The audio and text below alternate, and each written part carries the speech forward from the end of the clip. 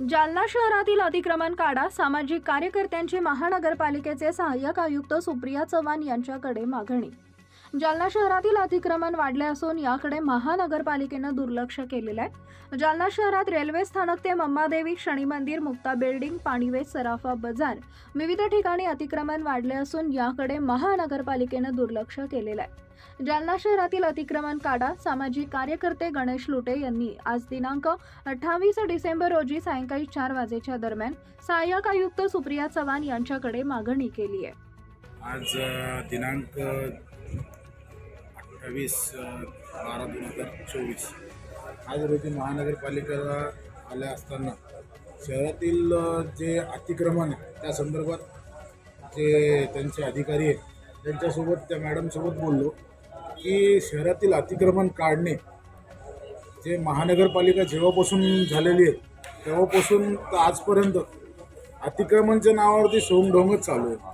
आज अतिक्रमण काढले, पुन्हा 2 दिवसाच्या नंतर पुन्हा विसरले, जसेचे तसे। म्हणजे हे नुसतं सोंग करून जणी यांना काय सिद्ध करायचं आहे हेच कळेना।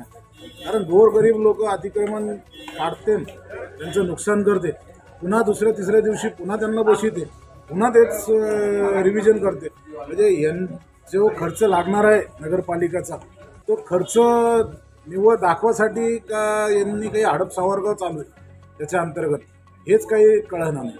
कारण ज्या पद्धतीने जालना शहरातील नागरिकांना त्रास होत आहे, जसं आपण पाहताय की शाळेत सुटल्यावरती लहान मुलं विद्यार्थी जे CTMK स्कूलचे जे निघल्यावरती मुठा बिल्डिंगपाशी जशी ट्रॉफिक होती त्या ट्रॉफिक, किंवा बडी सडकला राम मंदिरपाशी जी ट्रॉफिक होती, फुले मार्केटमध्ये जी ट्रॉफिक होती, आपल्या शनी मंदिरपाशी जे ट्रॉफिक जुना जालना तिथे ट्रॉफिक होती, तर ह्या ट्रॉफिकला सगळे अधिकारी हे नजरअंदाज करत आहेत। तर ह्याचं कारण काय? हे नुसतं अतिक्रमण काढण्याच्या मोहिमे गाजूनसनी काही त्यांच्या पाठीमागचा हेतू यांचा आहे का काही हे स्पष्ट यांनी करावं। काय नाव आपलं? गणेश उत्तमराव लुटे।